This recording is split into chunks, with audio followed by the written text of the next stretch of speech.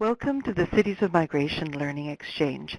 Today's webinar explores the topic Beyond Bricks and Mortar, Rethinking Refugees and Housing. Refugee housing is about more than bricks and mortar. It's the foundation of the refugee's relationship to a new home, new neighbors, and to landlords and local government.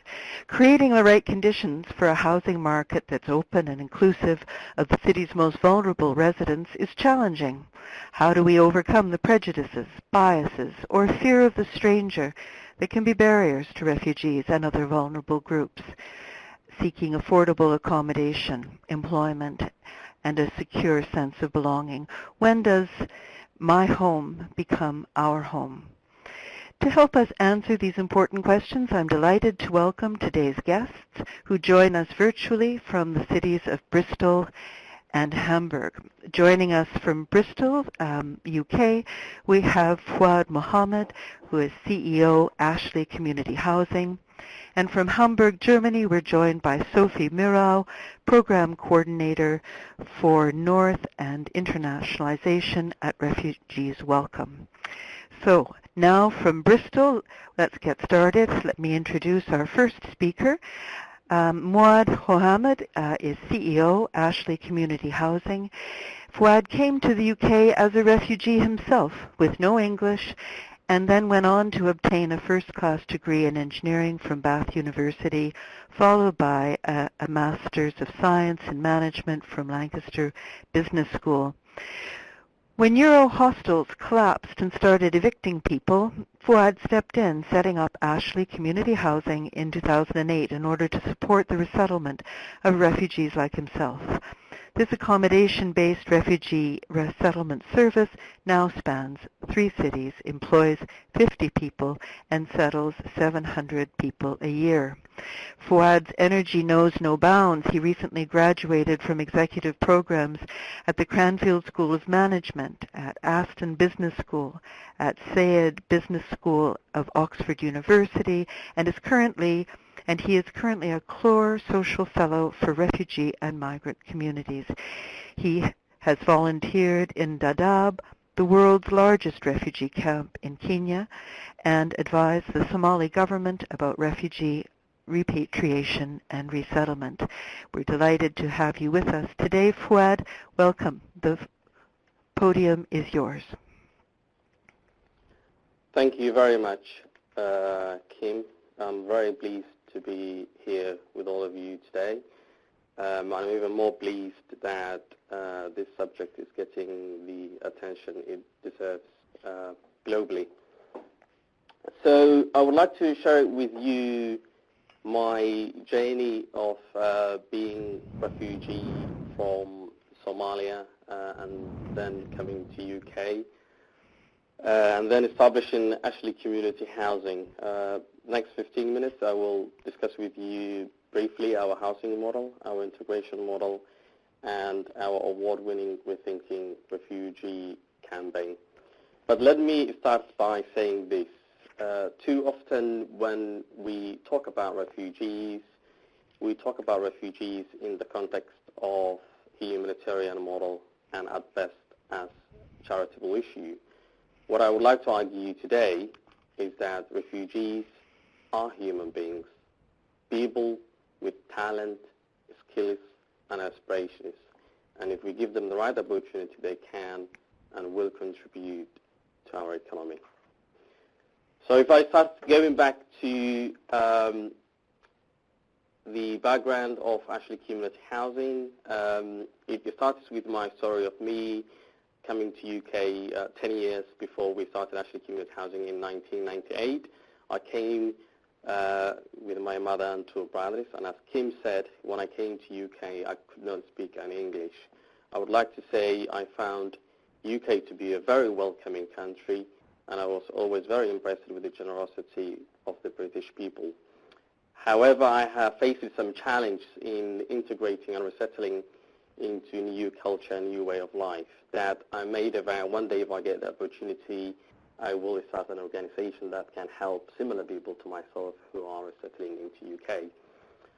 So fast forward 10 years, in 2008, I have set up a housing project which predominantly was just providing a culturally sensitive support to single adult people just in Bristol.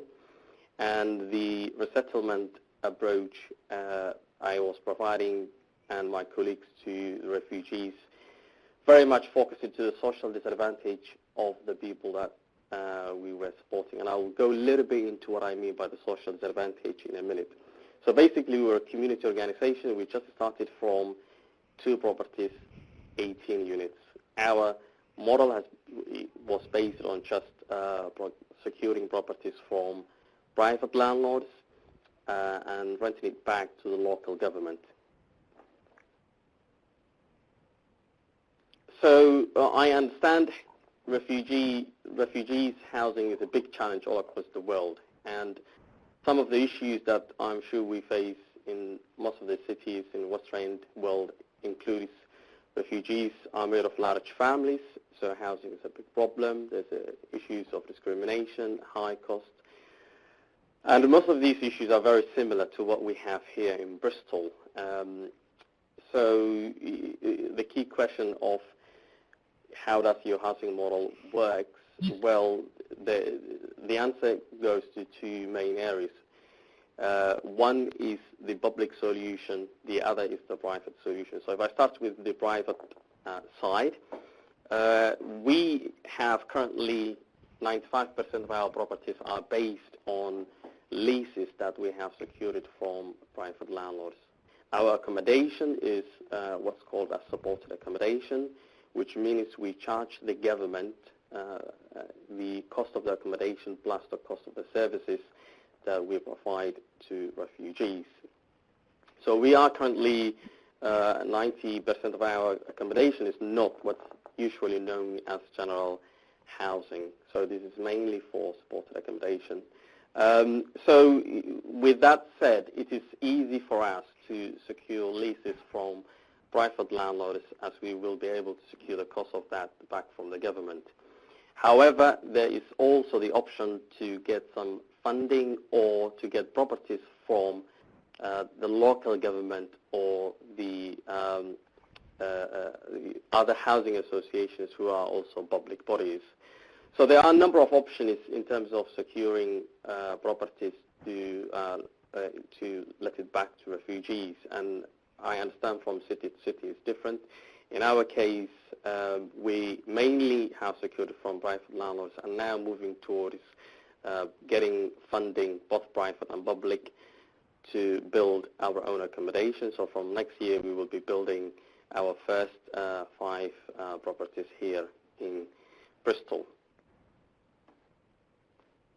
So now that we have spoken about how we secure accommodation, in the first couple of years we have focused, as I said, just providing basic humanitarian and mental health support to the tenants that we have been working with, which leads, if anything, just giving basic market entry jobs for the clients. We know that when refugees arrive in UK and other countries, they come with trauma and mental health. And what we have been doing initially was just giving accommodation, focusing on counseling and registering with primary agencies, and basically focusing on helping in terms of move and just market entry jobs. Now, whilst that is a good news, it came with substantial challenge, and the challenge that it came up includes with some of our clients not securing medium jobs in terms of salary, which meant that when they lose their jobs, they were coming back to us being homeless again. So basically, this model, which is what a lot of community organizations, both here in UK and the world, in terms of how they resettle refugees, this is not sustainable, and this is what we call warehousing refugees. I will explain a little bit in the next section of how this works. So basically, when the customers come to us, we have decided a way to segment them so that we can give services which really could give them a better life here in the UK. And mainly we have divided into 4 groups. The first group which is what we call market ready, are people who have been, let's say, doctors in Syria or have been high professional jobs. So these people, it's quite easy to change their qualifications and help them resettle and integrate into UK way of life. The second group, which is the group with the 35%, are people who have some skills and with a little bit of English and a little bit of qualifications can easily access the marketplace. Or there could be the third group, which people who have business skills in where they came from and helping them or facilitating, helping them to start entrepreneurship and business here in UK would be something that could help them integrate. However, there's another 40%, which are the people who don't have language skills, who very likely to have substantial mental health issue, who will take very long time in terms of helping them integrate and resettle. This is how our integration model works. Our overarching objective is to help people either into employment or self-employment. I'm happy to have discussion about why the economic focus on integration works, and there's a lot of research which I can share with you that it's the best method of integration refugees. The model that you see in front of you is a model that has taken us 10 years almost to build. Giving housing, which we all know is the first step of integration, is very important. And the second step of helping the refugees with mental health and helping them register with the primary agencies is very important. But too often, the one key message I'd like to share with you today is that if you just focus on those two issues, you will end up warehousing refugees, and that will be complete waste of talents. We really need to focus on doing these two things as a resettlement stage, but that's not where it ends. We need to be thinking about how the people that we have in our accommodation that accessing support, that we can further move on into work skills and enterprise skills. Keep in mind that we have segmented our refugees into groups as such that some of them will never be ready or will take very long time to be ready in terms of work skills and enterprising skills. But there are groups that are, and with that we really need to be thinking about economic integration to move them on.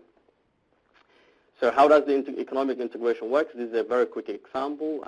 We assess the refugees that come to us, and we give them intensive language training, which is specifically linked into the area that we want them to work, say, for example, retail, care, and giving them with a little bit of vocational skills can help them secure work experience. So basically what we are saying is the right assessment with the right intensive language skills, which is geared towards employment, would secure labor market integration. The other one of work skills or entrepreneurship, a lot of refugees tend to start their own business because they are either underemployed or unemployed, and as such see entrepreneurship as a way of securing a livelihood income. And we have had so far roughly about 20% of the people that we work with who are aspiring to become entrepreneurs. We have just finished research with Birmingham University where we are trying to understand what are the barriers facing refugees to start their own businesses. Again, I understand that will be some of the documents that we will make available to you. In terms of the barriers, it is very common in what you see in all parts of the world, and finance is one of them. So in essence, trying to understand that entrepreneurship is one of the key aspirations of refugees is paramount. Now that I've given you some ideas in terms of how we do our housing and how we do our integration, I'd like to share with you our award-winning Rethinking Refugee campaign. And this campaign basically argues that refugees should be seen as a resource rather than as a liability. Too often I hear a lot of community organizations, when they talk about refugees, they just talk about in the context of refugees are just vulnerable humanitarian context. While that all is true, I like to argue that a lot of the refugees are people who have skills and aspirations, and we need to think of how we could use that. And Rethinking Refugee addresses that subject. We have introduced it to UK in 2015, and it has been really very successful in terms of securing properties. So we had a very famous writer here in Bristol who have bought a property to house refugees. We had property from Bristol Mayor. And in terms of introducing it to employers, we are currently working with some big businesses where we are saying we want to use refugees as an answer to your workforce demand. And finally, it has been quite award-winning. I have to say 2 weeks ago we've won National Business Awards here in UK, which is the most prestigious award for social enterprises.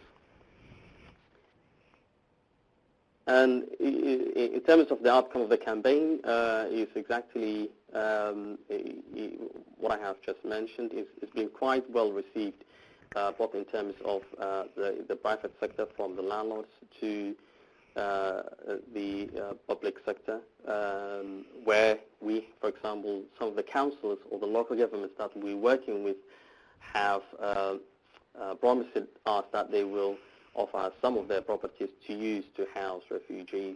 So this could be one of the ways that you could win hearts and minds of the people that in your cities who you want to secure accommodation or who you want to secure support with your organization. Most importantly, I really would strongly recommend to all of you to consider working with the private sector when it comes to refugees, and in the context of refugees could provide the workforce that we all want. For example, in Bristol, where there's Brexit, where there's an aging community, refugees are a very young community, which could be an answer to a lot of the workforce demands of a lot of the high-growth businesses here. And we are having very successful conversations, not only with these three organizations on the slide, but bigger. And that also could offer a potential income for the organizations and a much brighter future for the refugees. What's our future for the next 10 years? We are currently working with 2,500 refugees a year. We are planning to work with 25,000 individuals into the next 10 years. There is estimated about just over 100,000 refugees in the UK, so we will be significantly playing a substantial part in UK refugee policies. In terms of conclusion, I would like to argue with all of you to focus on developmental paradigm rather than speaking refugees just in the humanitarian context. This is very important when, especially you're dealing with, whether it is the public sector, i.e. governments and politicians who are not keen on this subject, or even in the normal context. I'd like to quickly share with you some of the stats which we always use to make a case. People often see refugees coming over, whether it's UK or other countries, to take over our resources. But in reality, the refugee community in the UK is only suitable to 2% of the general population. And that is something I would like to ask you all to research and use that stats to make a case. Equally, there have been 60 million people displaced in 2015. Of that 60 million displaced, less than 10,000 have been accepted as refugees in the UK. So there is refugee crisis happening, but my guess is it's not happening in the Western world. I also think early intervention, which focuses on labour market, is the best way to think about integration. I really think integration should be at the center of all our discussion, and the best way to achieve that is thinking about economic integration, keeping in mind there will be about 40% that will not be ready for work, which will need much more focused work in longer time. And most importantly, you're not going to change the perceptions of some people, but those that you make change will be very helpful. So in my case, we've been very successful securing support from all the local governments that we're working with and some very famous people. And we've done that by working consistently, giving this message for the past 10 years. Finally, I would like to recommend all of you to adopt the Rethinking Refugee policy in your city. I'll be ready to answer any questions. Thank you very much. Kim, I think I'm early for a couple of minutes. That's perfect. Thank you, Fouad, for showing us. That was wonderful. Thank you. Thank you for showing us the links between housing and the resilient local economy, not a perspective that we get in the refugee conversation very often. And thank you for sharing strategies that can reduce bias and remove barriers to refugee participation and inclusion in community life. And of course, congratulations on all the awards and the new partnerships, and for that really ambitious target, 10-year target. I love that. We all need to be able to think that way. If that isn't an expression of optimism, I don't know what is. Bravo to you and to your very impressive team. So now let's move from Bristol to Hamburg, where another innovative refugee housing program has also captured the public imagination in a very profound way. Not simply about housing, the Refugee Welcome Project in Germany promotes inclusion through co-living, allowing local residents to open their homes and share their living spaces with refugees. Let me introduce our next speaker to tell us all about it. Sophie Mirau is the program coordinator at Refugees Welcome, where she is responsible for the allocation of refugees in the North German regions of Hamburg, Bremen, and Lower Saxony, as well as English language public relations and the program's and the organization's new internationalization strategy. Launched in Berlin in 2014, Refugees Welcome has now rolled out to 13 countries and are working with groups in more than 20 more to set up local Refugees Welcome groups. Sophie studied international relations and conflict studies in Maastricht and London and has previously worked for Save the Children, Human Rights Watch, and the Khmer Rouge Tribunal in Phnom Penh. We're delighted to have you with us today, Sophie, and the podium is yours. Hi, Kim. Thank you for introducing me. Thank you very much for having me, and thank you for your interesting presentation. So today I'm going to talk about our project, Refugees Welcome, which, as Kim said, was founded in Berlin in 2014.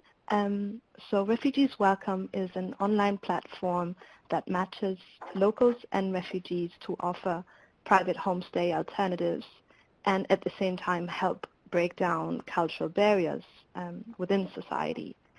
So I'm going to talk a little bit about the living situations of refugees in Germany generally and the context during which our project was founded. And then I'm going to proceed to how our project works, how it developed, and the main lessons we learned throughout the process. So as you can see on the first slide, I like to start my presentation with a question, which is the question that we asked ourselves when we founded the project. Why can't refugees live in flat chairs, family homes, and other private accommodations? So to begin with, when an asylum seeker comes to Germany, that person is not able to decide what city or county he or she wants to live in, but they are designated by the government to live in a specific city or area of Germany. And for at least the first 6 months of their stay, they are obliged to stay in a refugee camp. those who do receive a residence permit are free to choose or find private accommodations after those 6 months, and they are provided with financial support to pay for their rent. Those who do not receive a residence permit are obliged to stay in refugee camps more or less indefinitely or until a new decision has been made about their status. And what is also important to mention is that those people who come into Germany without actually applying for asylum are often faced with the risk of homelessness because clearly they are not they're not given any such services as asylum seekers are given.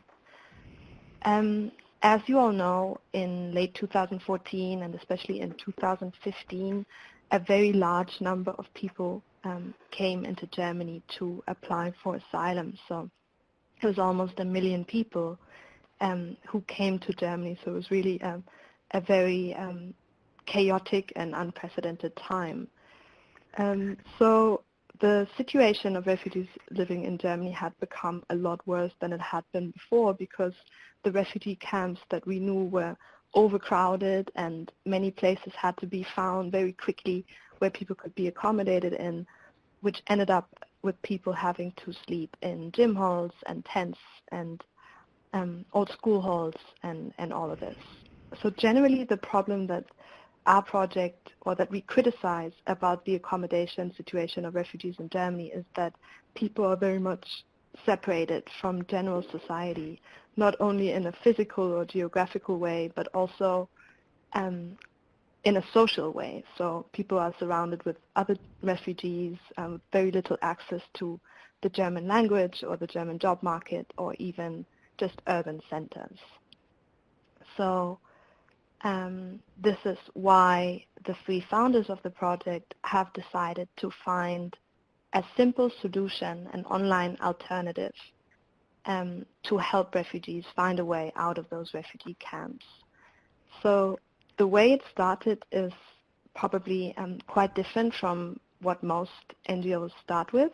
So it was really just a private initiative of the couple having a free room in their apartment and offering it to the guy that you see on the slide, Bakary, his name is, and he's from Mali, and they managed to convince friends and family to help them finance their rent with what they called a microfinance donation strategy.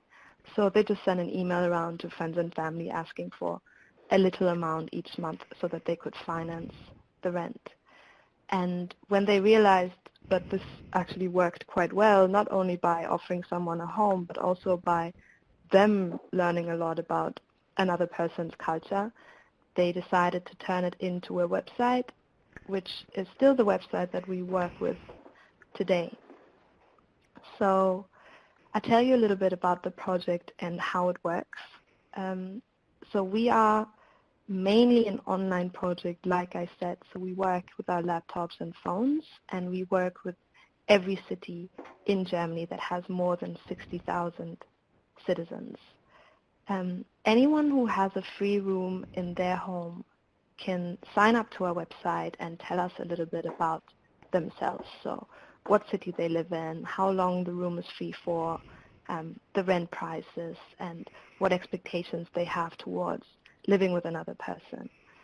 And at the same time, refugees are encouraged to also register on our website and tell us as much as possible about themselves so that we can match them quite well with the local offering the room. So a person on our team will look at both applications and see what people could possibly fit well together according to the languages they speak or their age or the interests they have. So we put them in touch with a person, and then we start the process of introducing people to each other. So we organize a viewing and a meeting where people can see whether they get along and whether the room is towards their liking. And if everything works out, the person can move in. What is quite important to us is that we always find a way to pay for the rent. So like I said before, a person who has a residence permit is giving an amount of money each month by the state in order to pay for someone's rent. So when we work with a person who does have a residence permit, we help to set up the contract so that everything can be approved by the city government.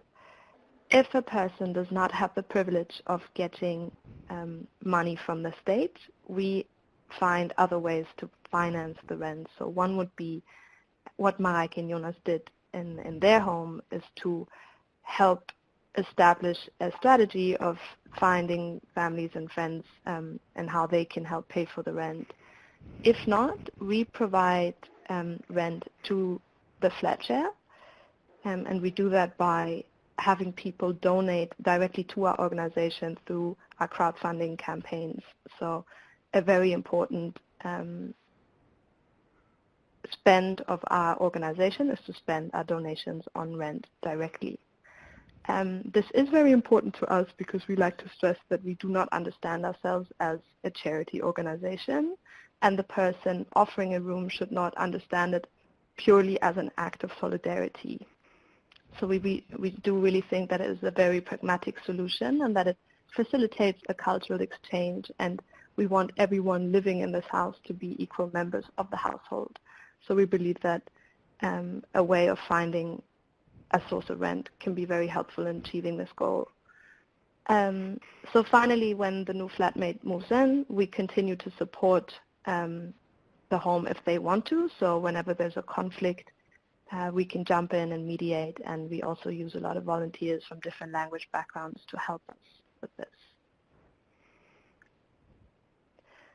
So on the slide you see our current team, and we have fluctuated quite a bit, which also has to do with the funding situation. So we started off with 3 founders, and we're now a team of 7 permanent members, thanks to our initial crowdfunding campaign and also donations and support from a few institutions across Europe. We were able to hire people on a permanent basis, which has been very helpful in order to professionalize the project.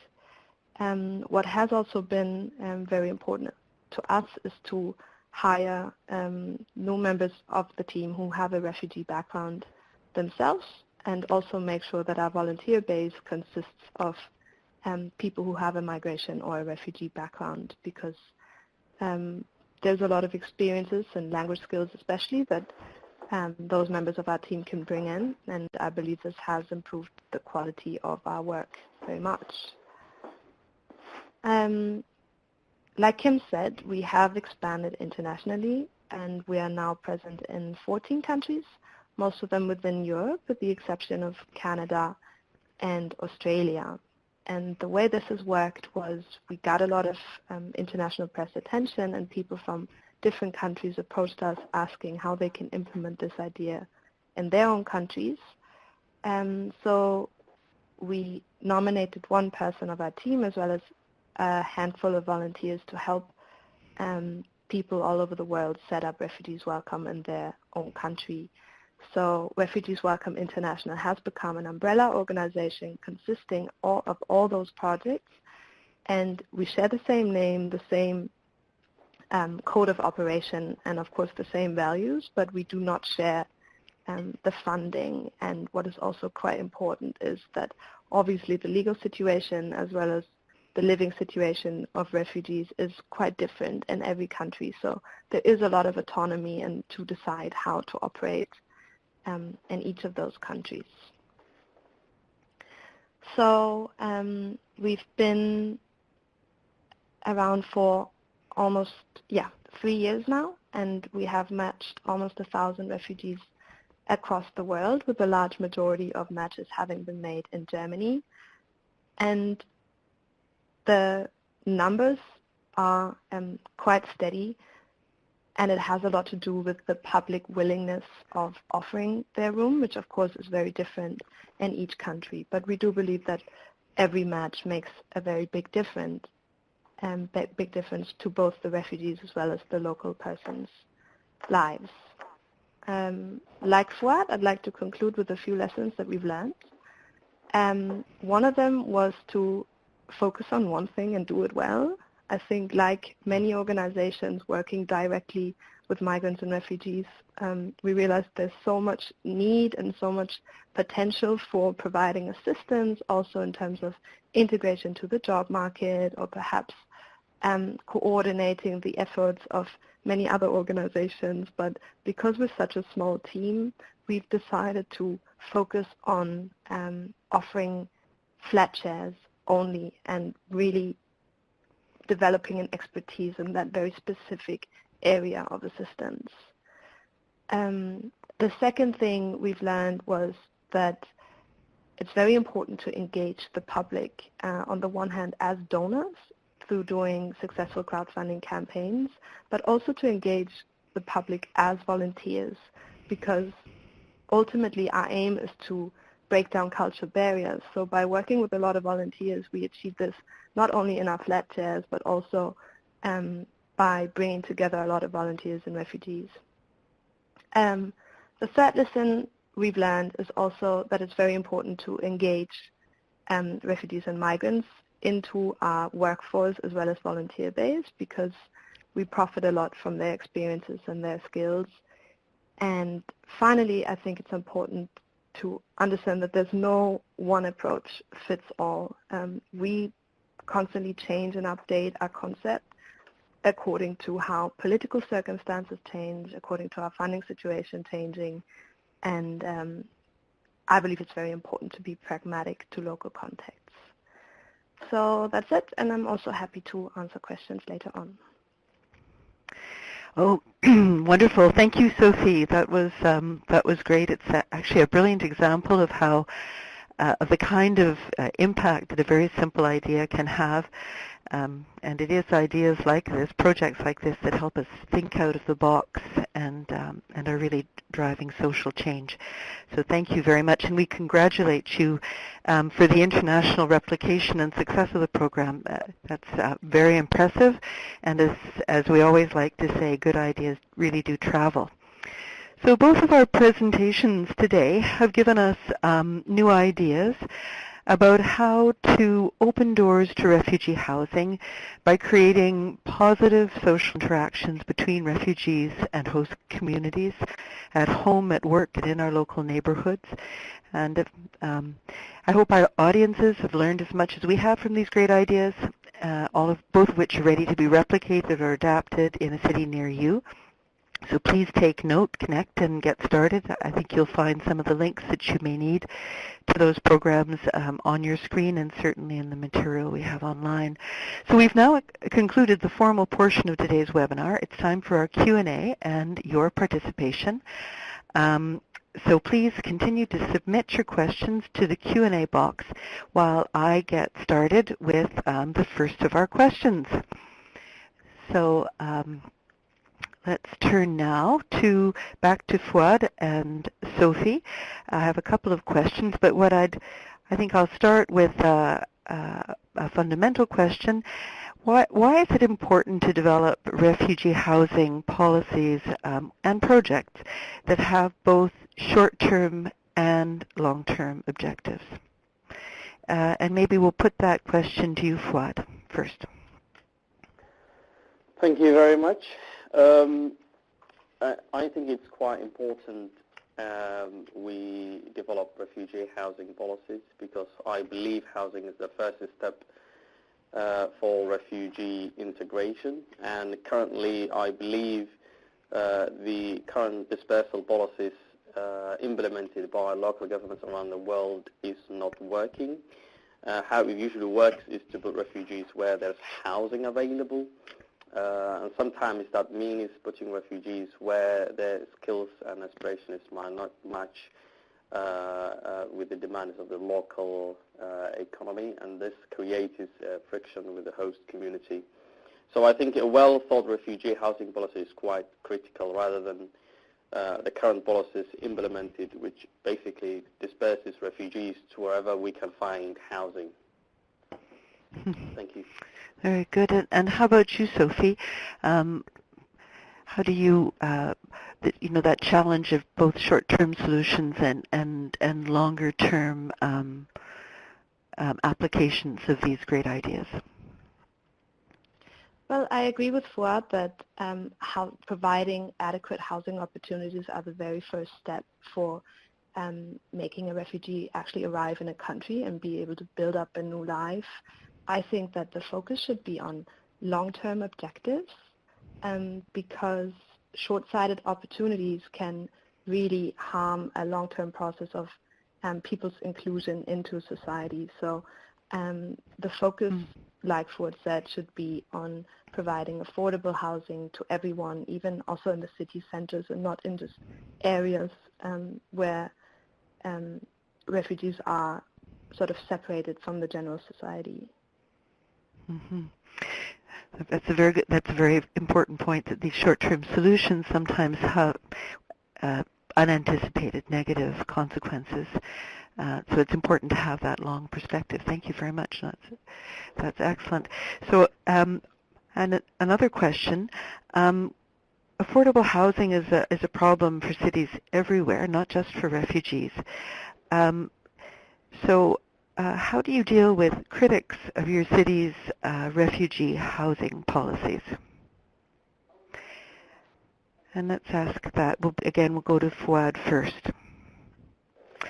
How do you deal with critics of your cities or your program's refugee housing policies, given that housing is a problem for people everywhere? Well, first of all, we counter-argument the perception which says there are a lot of refugees coming to take over our resources, whether that's welfare, whether that is housing. Especially housing is a big problem because there's a big waiting list in the city of Bristol. We have about 15,000 people waiting for the first social housing to become available. So if you say we will put refugees as a priority, you'll be in big trouble. So what we do is sharing people with facts by using our Rethinking Refugee campaign, and we are actively we've been on BBC, we've been on radio, we've been on local papers, and we talk about that. For example, that what some of the papers you see in the UK, for example, the Daily Mail, is not true. Showing the facts like there's only 0.2% of our population is refugees. So that's the first step. The second step is currently, again, speaking from my experience here in Bristol City Council wanted to bring 100 Syrian refugees, and they have decided to use private landlords, of which we have appealed to, and we have successfully secured accommodation. When I say we, I'm talking about the city. So we have not used the social housing. So in this context, I would also say sometimes it's important in the case of Bristol, where there's 15,000 people waiting for social housing. If you put refugees on top of that, I think if you put refugees as a priority, that will cause friction. So I think it's case by case.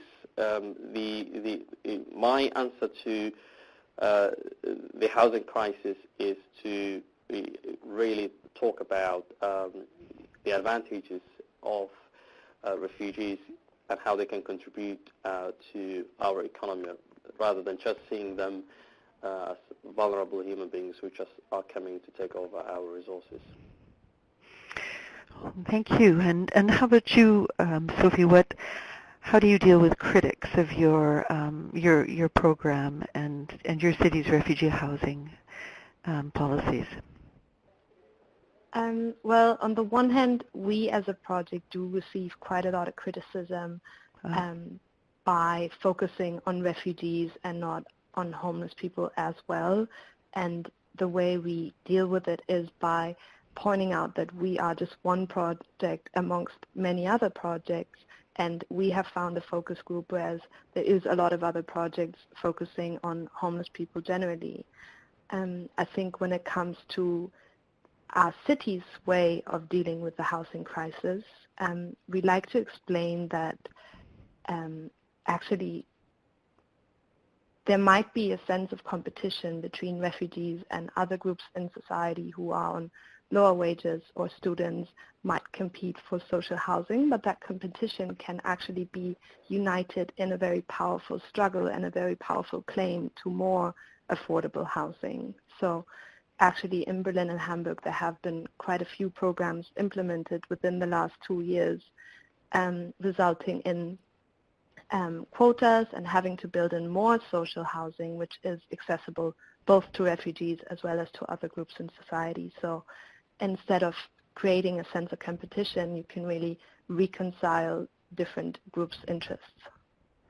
That's fantastic. That's a great, so bringing together groups that might be perceived as competing for the same resources to as part of a larger community organizing kind of a campaign for more affordable community housing. Excellent. And finally, in today's challenging, and it is a challenging political climate everywhere these days, what advice do you have for making sure that projects like yours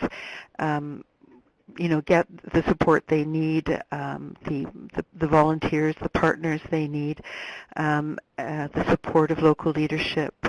So what sort of specific strategies have been helpful in gaining public support? And maybe, Sophie, we'll go back to you. I think one strategy for our project specifically that has been very helpful was to do a crowdfunding campaign in the beginning, because we managed to get a lot of funds, which made us quite independent from government support. But at the same time, a crowdfunding campaign is a marketing campaign at the same time, and you manage to engage a large group of people from the very beginning. I think generally we try and make our project as accessible as possible to volunteers also. So we work with a lot of volunteers, and anyone who wants to contribute will find a way to contribute in their local city, because we can always use help in many areas of our work. I think one thing that we have learned is it's very important to not just speak to those groups that are on your side already, meaning the students and left-wing people and people who are sort of activists already, but to really try and engage what we call the middle of society, by using a language and a concept where people feel like they're being addressed as well, and they can have a direct impact. Very good, very good. And how about you, Fuad? What is your what advice do you have for making sure that you're bringing public support on board? Very similar to what has been described.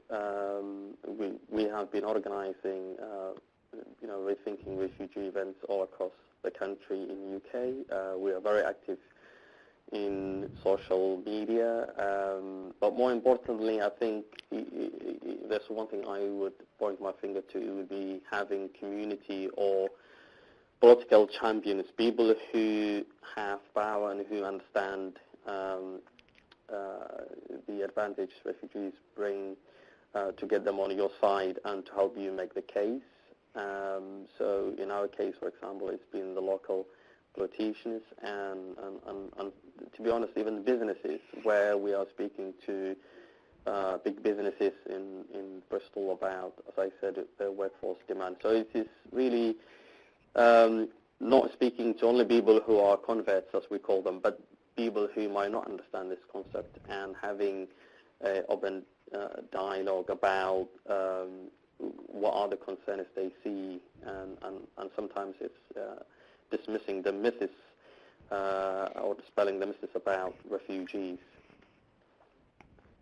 Oh, that's great. So identify local heroes.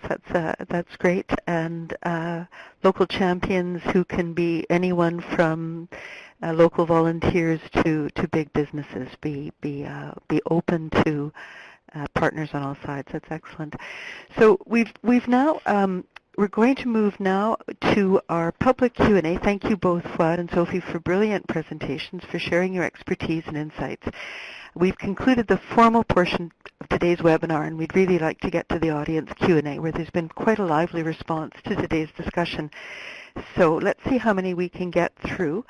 And let's start with a question from Jonathan Edelman, who asks who says, if refugees are a long-term benefit, how do we convince landlords to rent to them in the short term where their resources, when their resources are at their most limited? How do we convince landlords to see the long-term view?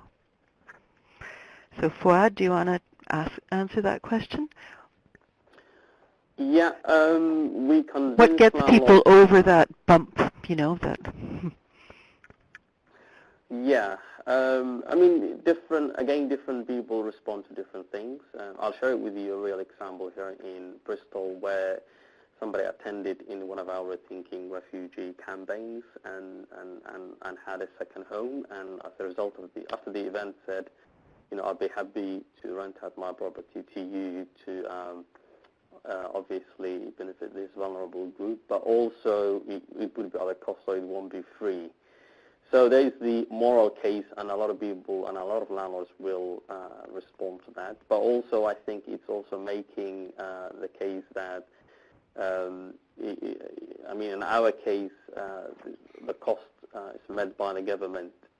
Also, the cost has to be reasonable, so that it's just not a free property that you're giving out, but there will be some money involved.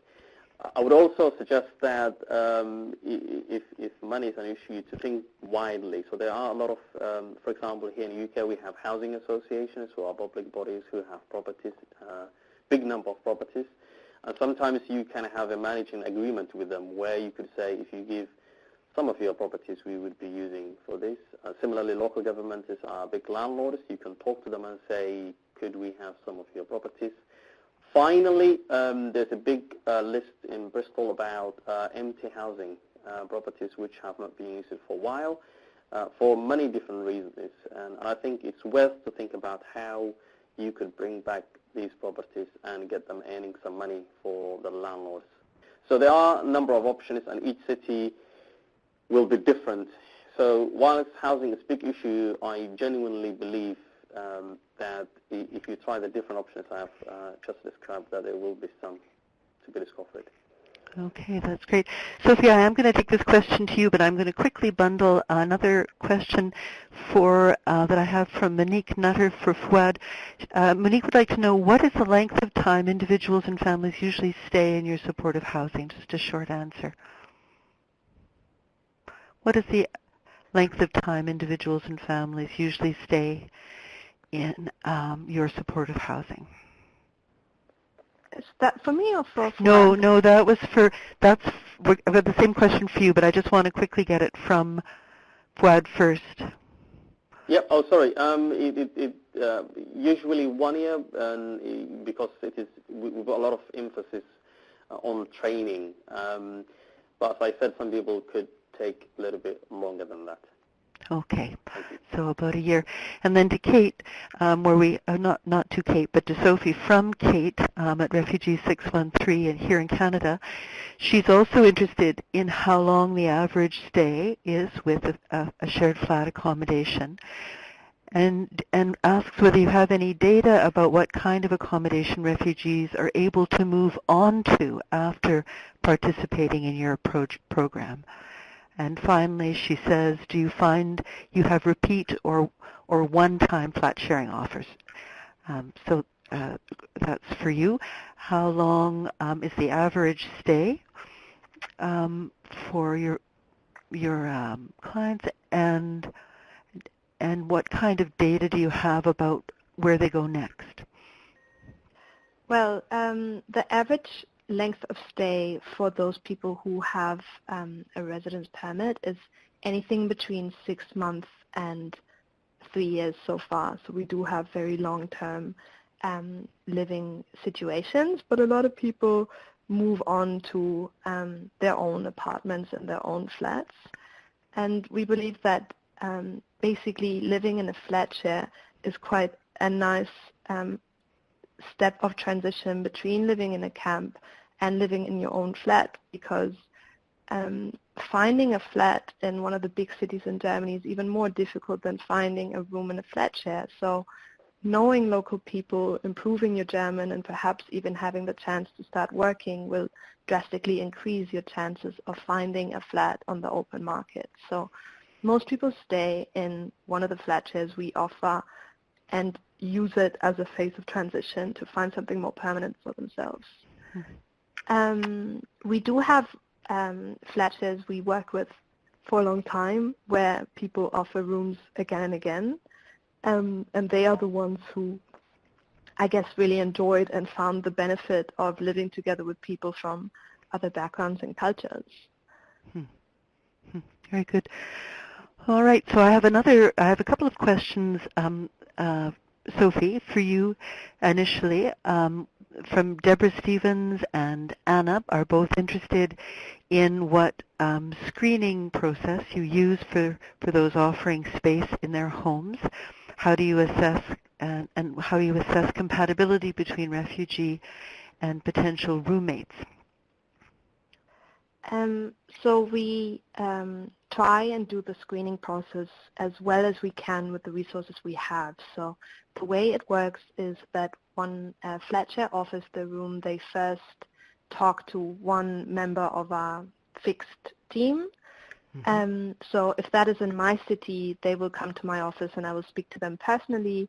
If it is in another city, I will speak to them by phone, and we go through a list of questions and I try and get to know the people as well as I can. So of course, if there's anything outwardly racist or sexist or homophobic said, then we wouldn't work with those people at all. And then in the second step, one of our volunteers will meet the person in the city personally to also have another check to see whether they're well intended. And most importantly, in the end, whenever a refugee meets that person, looks at the room and gets to know the person, we leave most of the decision to the refugee himself to decide whether he or she feels comfortable with these people or not. And we do the same thing the other way around as well. So we try and get to know our clients as well as we can. Okay, very good. Thank you very much. I have a question now from Sue Baptiste. Sue says, what kind of identified indicators might you have that enlighten the acceptance of your innovations by different sized communities, that is, large cities, smaller cities, towns, rural settings? So this is a question about the replication that both of you are experiencing now in many cities and countries, and whether you can comment on some of the insights that may be emerging about what works where. And maybe we can start with you, Fuad. Does the size of a community start? Are there characteristics of communities that would suggest more success for programs like yours?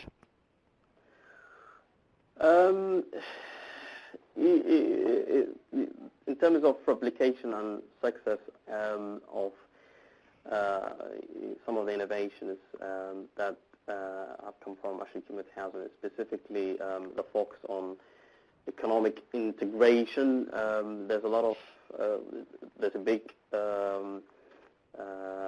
forum where all the key organizations from refugee organizations get together in London, and now it has been accepted that we will work together focusing on employment and economic integration, where we'll be speaking together to create this pledge where we will ask organizations or private companies to pledge that they will hire X number of refugees. But also there are, in terms of how we house refugees and our cultural sensitive approach, also that, works in some of the cities, like, say, Birmingham, where we have shared it with other community organizations. So I think, there is, does that answer the question? Am I going in the right direction? Yeah, no, that's very helpful. Thank you. I think this is as with good data collection and over time, this is the sort of insight that additionally projects like yours will be able to offer us. And just on that note, I do have one more question for Sophie from Matthew Martin. Simple question. Has your strategy been effective for large families or only for single couples or singles or couples?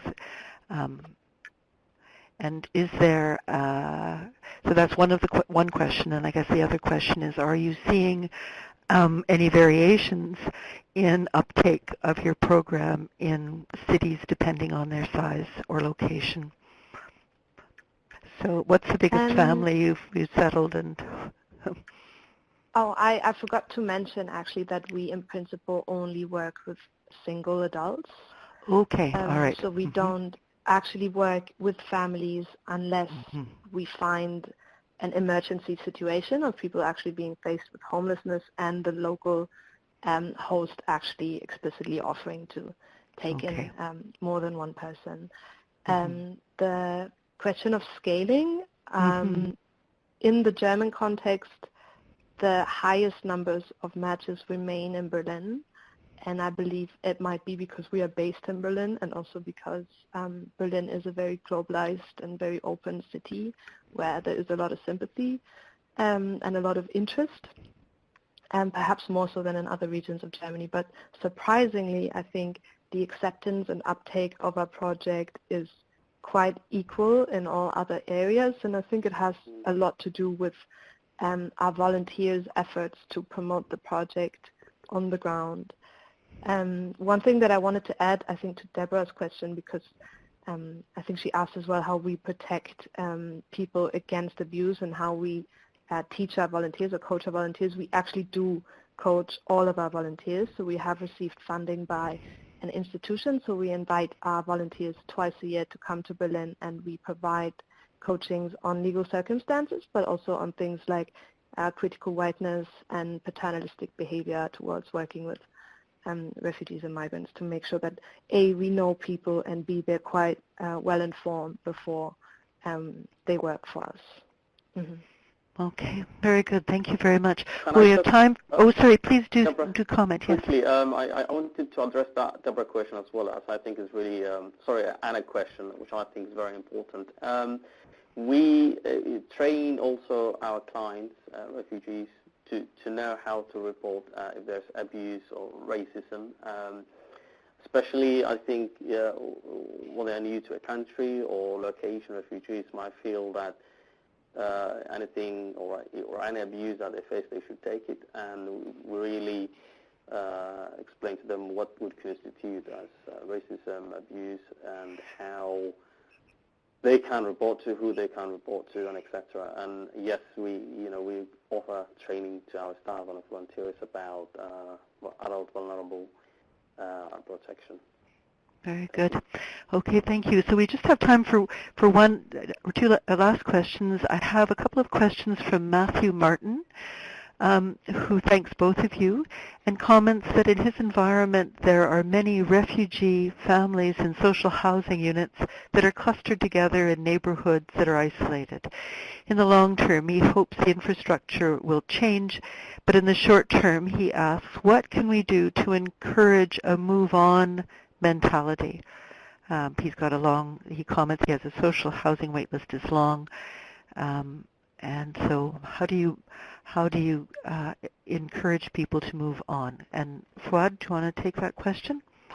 Yeah, what we've really learned that really works best is to respond to the aspirations of the refugees rather than just forcing them to find a job. So if that is starting their own business or getting into a meaningful work, by which I mean a medium salary jobs, and trying to address what are the barriers that they face in accessing these jobs.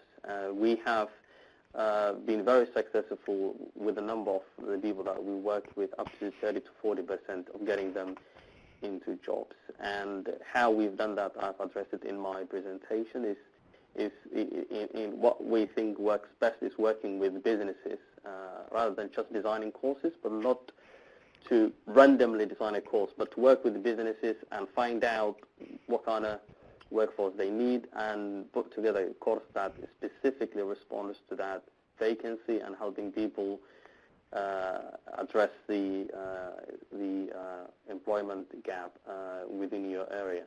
I think by focusing that, by discussing with the politicians to invest basically labor market integration, by campaigning with the community organizations, not just to focus on providing primary services, but to also think about how they can move on these people. I think changing the whole mentality, as you say, is very critical. And if you do that, our data shows and research shows that there will be a good chance of getting people into work and moving them on. That's great. And Sophie, would you like to comment on changing that local attitudes and incenting, and perhaps also to comment on how you help refugees move on to other kinds of accommodation? Well, I must say that we are actually overwhelmed with such high numbers of refugees desperate to improve their living situation, and so we don't really have the issue of having to encourage people wanting to move on or move out. Mm-hmm. I think one job that we have to do quite well is to help people not be disappointed or frustrated or resentful when they meet stigma and discrimination on the housing market, and if after going to the 50th or 100th viewing still not finding anything. So we have to encourage people not giving up, but we don't have to encourage people wanting to get out of their current situation at all. Well, those sorts of positive reinforcements is an extremely important component of building community resilience. So that's a great strategy. I'm just going to take our very last question now, which came in from Axel Rupert, who's with the European Network Against Racism. He asks, Fouad, he says you recommended that we replicate the Rethinking Refugee campaign, and he wants, he says, can you share some more insights and where I can find information about the campaign to use it as a template? Of course, we will be sharing some of the links that Fouad can provide and with you, but perhaps, Fouad, you could just comment briefly on some of the more important insights that have come out of that campaign for someone thinking about starting it up in their own city. Yeah, thank you. So we will be sharing some of the reports and the documentations and some of the outcomes of recent events we had about Rethinking Refugee here in the UK. And basically, the concept of Rethinking Refugee centers around seeing refugees not only in the context of humanitarian or seeing refugees as just a charitable issue. And what we argue is that refugees should be seen as people who have talents and skills and aspirations, and if we give them the right opportunities, can and will contribute to your cities. So in each city it's different, and it's thinking about how that contribution can be made very visible to the people who doubt the contribution of refugees. And in our city, it's a very prosperous city. It's a city with big demand for future workforce, where there's a challenge as a result of Brexit, as a result of aging community.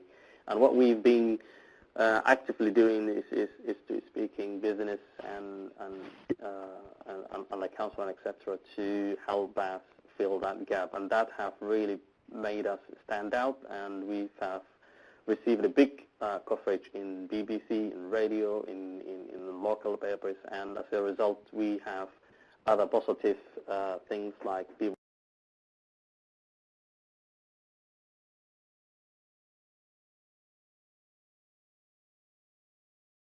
welcoming and giving us properties and supporting us. So I'm happy to talk to you further, please. And if you need how we can help you specifically with your city, please get in touch.